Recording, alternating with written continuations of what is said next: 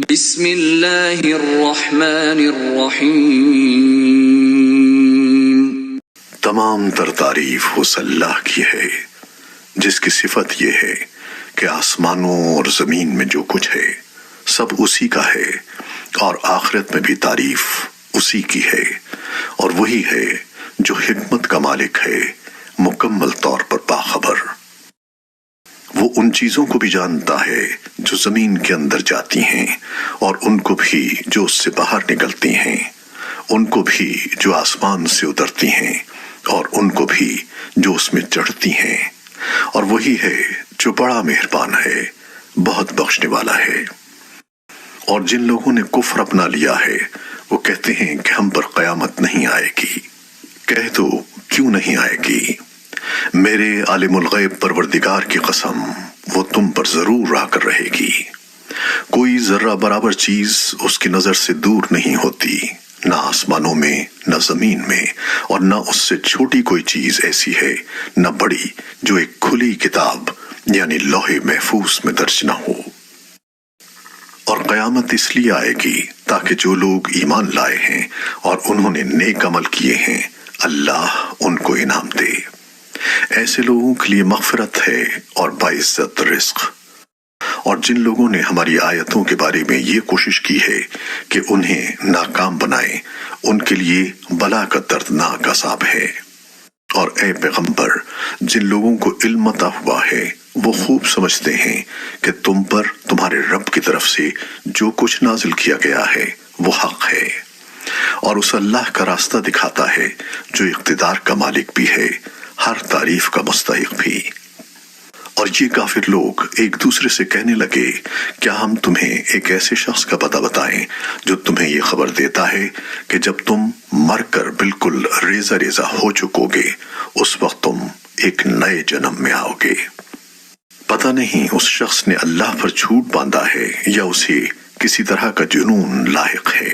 نہیں، بلکہ حقیقت یہ ہے کہ جو لوگ آخرت پر ایمان نہیں رکھتے وہ خود عذاب میں اور پرلے درجے کی گمراہی میں مبتلا ہیں۔ اللہ، کیا ان لوگوں نے اس آسمان و زمین کو نہیں دیکھا جو ان کے آگے بھی موجود ہیں اور ان کے پیچھے بھی؟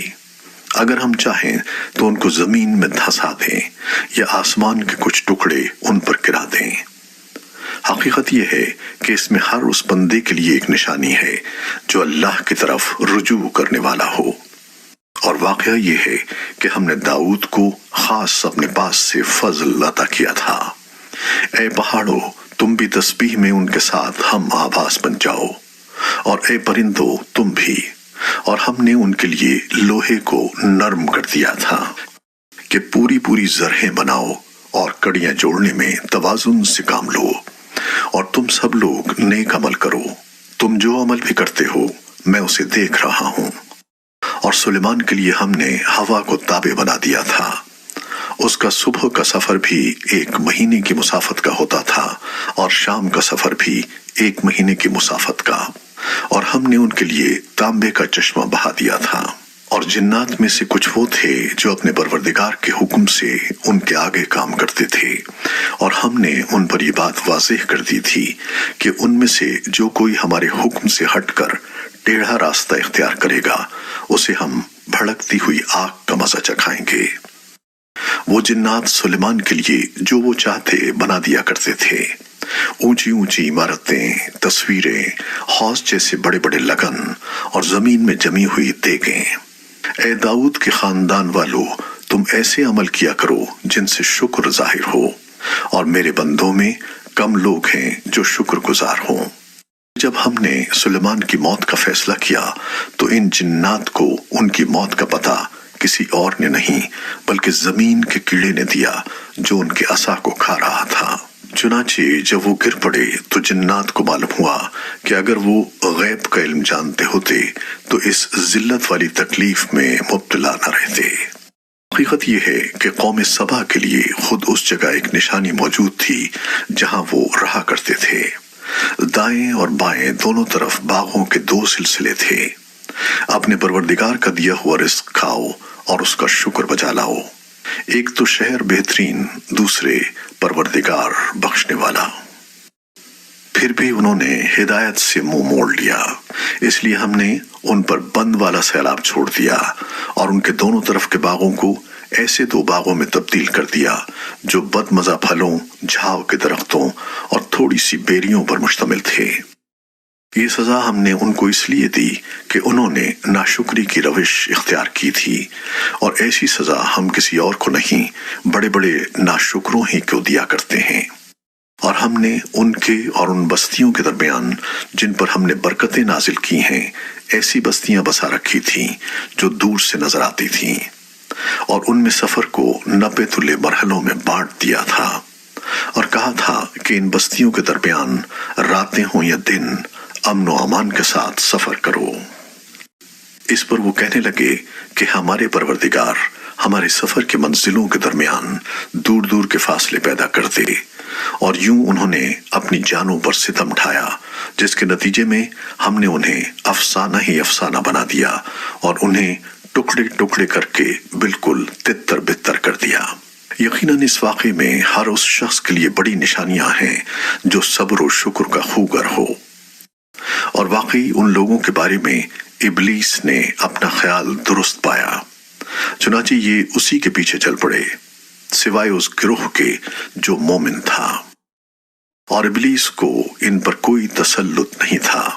البتہ ہم نے اس کو بہکانے کی صلاحیت اس لیے دی تھی کہ ہم یہ دیکھنا چاہتے تھے کہ کون ہے جو آخرت پر ایمان لاتا ہے اور کون ہے جو اس کے بارے میں شک میں پڑا ہوا ہے، اور تمہارا پروردگار ہر چیز پر نگراں ہے۔ اے پیغمبر، ان کافروں سے کہو کہ پکارو ان کو جنہیں تم نے اللہ کے سوا خدا سمجھا ہوا ہے۔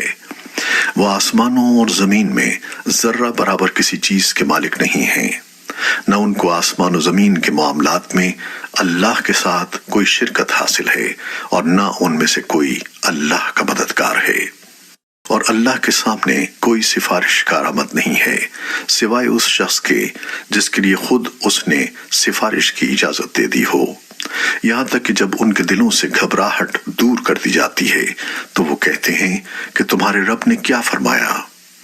وہ جواب دیتے ہیں کہ حق بات ارشاد فرمائی، اور وہی ہے جو بڑا عالیشان ہے۔ کہو کہ کون ہے جو تمہیں آسمانوں سے اور زمین سے رزق دیتا ہے؟ کہو وہ اللہ ہے، اور ہم ہوں یا تم یا تو ہدایت پر ہیں یا کھلی گمراہی میں مبتلا ہیں۔ کہو کہ ہم نے جو جرم کیا ہو اس کے بارے میں تم سے نہیں پوچھا جائے گا، اور تم جو عمل کرتے ہو اس کے بارے میں ہم سے سوال نہیں ہوگا۔ کہو کہ ہمارا پروردگار ہم سب کو جمع کرے گا، پھر ہمارے درمیان برحق فیصلہ کرے گا، اور وہی ہے جو خوب فیصلے کرنے والا مکمل علم کا مالک ہے۔ کہو کہ ذرا مجھے دکھاؤ وہ کون ہیں جنہیں تم نے شریک بنا کر اللہ سے جوڑ رکھا ہے۔ ہرگز نہیں، اس کا کوئی شریک نہیں ہے، بلکہ وہ اللہ ہے جس کا اقتدار بھی کامل ہے، جس کی حکمت بھی کامل۔ اور اے پیغمبر، ہم نے تمہیں سارے ہی انسانوں کے لیے ایسا رسول بنا کر بھیجا ہے جو خوشخبری بھی سنائے اور خبردار بھی کرے، لیکن اکثر لوگ سمجھ نہیں رہے ہیں۔ کہہ دو کہ تمہارے لیے ایک ایسے دن کی میعاد مقرر ہے جس سے تم گھڑی برابر نہ پیچھے ہٹ سکتے ہو نہ آگے جا سکتے ہو۔ اور جن لوگوں نے کفر اپنا لیا ہے وہ کہتے ہیں کہ ہم نہ تو اس قرآن پر کبھی ایمان لائیں گے اور نہ ان آسمانی کتابوں پر جو اس سے پہلے ہوئی ہیں۔ اور اگر تم اس وقت کا منظر دیکھو جب یہ ظالم لوگ اپنے پروردگار کے سامنے کھڑے کیے جائیں گے تو یہ ایک دوسرے پر بات ڈال رہے ہوں گے۔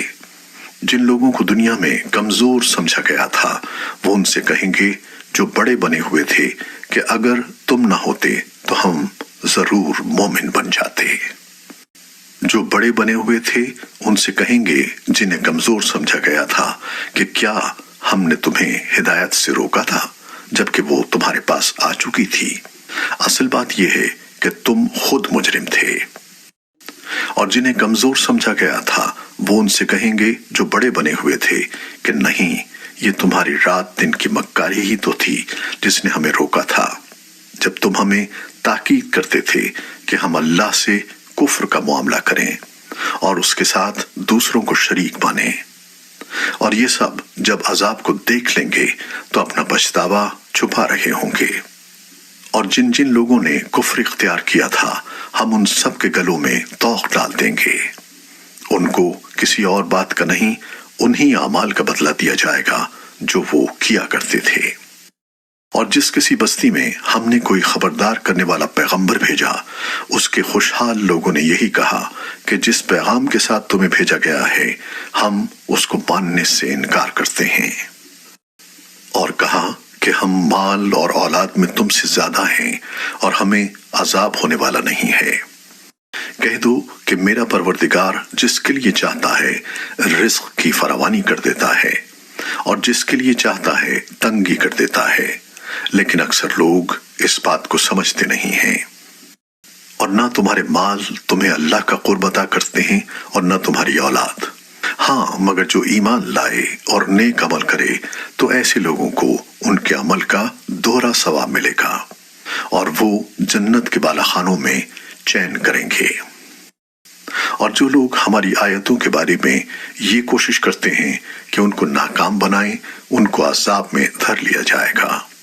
کہہ دو کہ میرا پروردگار اپنے بندوں میں سے جس کے لیے چاہتا ہے رزق کی فراوانی کر دیتا ہے اور جس کے لیے چاہتا ہے تنگی کر دیتا ہے، اور تم جو چیز بھی خرچ کرتے ہو وہ اس کی جگہ اور چیز دے دیتا ہے، اور وہی سب سے بہتر رزق دینے والا ہے۔ اور وہ دن نہ بھولو جب اللہ ان سب کو جمع کرے گا، پھر فرشتوں سے کہے گا کہ کیا یہ لوگ واقعی تمہاری عبادت کیا کرتے تھے؟ وہ کہیں گے کہ ہم تو آپ کی ذات کی پاکی بیان کرتے ہیں، ہمارا تعلق آپ سے ہے، ان لوگوں سے نہیں۔ دراصل یہ تو جنات کی عبادت کیا کرتے تھے، ان میں سے اکثر لوگ انہی کے معتقد تھے۔ لہٰذا آج تم میں سے کوئی نہ کسی کو کوئی فائدہ پہنچانے کا اختیار رکھتا ہے نہ نقصان پہنچانے کا۔ اور جن لوگوں نے ظلم کی روش اختیار کی تھی ان سے ہم کہیں گے کہ اس آگ کا مزہ چکھو جس کو تم جھٹلایا کرتے تھے۔ اور جب ہماری آیتیں جو مکمل وضاحت کی حامل ہیں ان کو پڑھ کر سنائی جاتی ہیں تو یہ ہمارے پیغمبر کے بارے میں کہتے ہیں کہ کچھ نہیں، یہ شخص بس یہ چاہتا ہے کہ تم لوگوں کو ان معبودوں سے برگشتہ کر دے جنہیں تمہارے باپ دادے پوجتے آئے ہیں، اور کہتے ہیں کہ یہ قرآن کچھ بھی نہیں، ایک من گھڑت جھوٹ ہے۔ اور جب ان کافروں کے پاس حق کا پیغام آیا تو انہوں نے اس کے بارے میں یہ کہا کہ یہ تو ایک کھلے جادو کے سوا کچھ نہیں ہے، حالانکہ ہم نے انہیں پہلے نہ ایسی کتابیں دی تھیں جو یہ پڑھتے پڑھاتے ہوں، اور نہ اے پیغمبر تم سے پہلے ہم نے ان کے پاس کوئی خبردار کرنے والا نبی بھیجا تھا۔ اور ان سے پہلے لوگوں نے بھی پیغمبروں کو جھٹلایا تھا، اور یہ عرب کے مشرکین تو اس ساز و سامان کے 10ویں حصے کو بھی نہیں پہنچے ہیں جو ہم نے ان پہلے لوگوں کو دے رکھا تھا، پھر بھی انہوں نے میرے پیغمبروں کو جھٹلایا، تو دیکھ لو کہ میری دی ہوئی سزا کیسی سخت تھی۔ اے پیغمبر ان سے کہو کہ میں تمہیں صرف ایک بات کی نصیحت کرتا ہوں، اور وہ یہ کہ تم چاہے دو دو مل کر اور چاہے اکیلے اکیلے اللہ کی خاطر اٹھ کھڑے ہو، پھر انصاف سے سوچو تو فوراً سمجھ میں آ جائے گا کہ تمہارے اس ساتھی یعنی محمد صلی اللہ علیہ وسلم میں جنون کی کوئی بات بھی تو نہیں ہے، وہ تو ایک سخت عذاب کے آنے سے پہلے تمہیں خبردار کر رہے ہیں۔ کہو میں نے اگر اس بات پر تم سے کوئی اجرت مانگی ہو تو وہ تمہاری ہے، میرا اجر تو اللہ کے سوا کسی کے ذمہ نہیں ہے، اور وہ ہر چیز کا مشاہدہ کرنے والا ہے۔ کہہ دو کہ میرا پروردگار حق کو اوپر سے بھیج رہا ہے اور وہ غیب کی ساری باتوں کو خوب جاننے والا ہے۔ کہہ دو کہ حق آ چکا ہے اور باطل میں نہ کچھ شروع کرنے کا دم ہے نہ دوبارہ کرنے کا۔ کہہ دو کہ اگر میں راستے سے بھٹکا ہوں تو میرے بھٹکنے کا نقصان مجھ ہی کو ہوگا، اور اگر میں نے سیدھا راستہ پا لیا ہے تو یہ اس وحی کی بدولت ہے جو میرا رب مجھ پر نازل کر رہا ہے، وہ یقیناً سب کچھ سننے والا ہر ایک سے قریب ہے۔ اے پیغمبر تمہیں ان کی حالت عجیب نظر آئے گی اگر تم وہ منظر دیکھو جب یہ گھبرائے پھرتے ہوں گے، اور بھاگ نکلنے کا کوئی راستہ نہیں ہوگا، اور انہیں قریب ہی سے پکڑ لیا جائے گا۔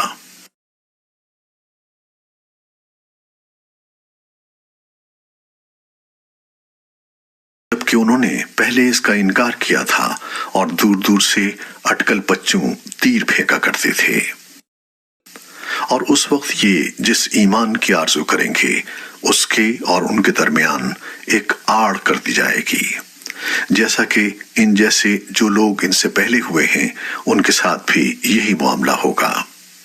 حقیقت یہ ہے کہ یہ سب ایسے شک میں پڑے ہوئے تھے جس نے انہیں دھوکے میں ڈال رکھا تھا۔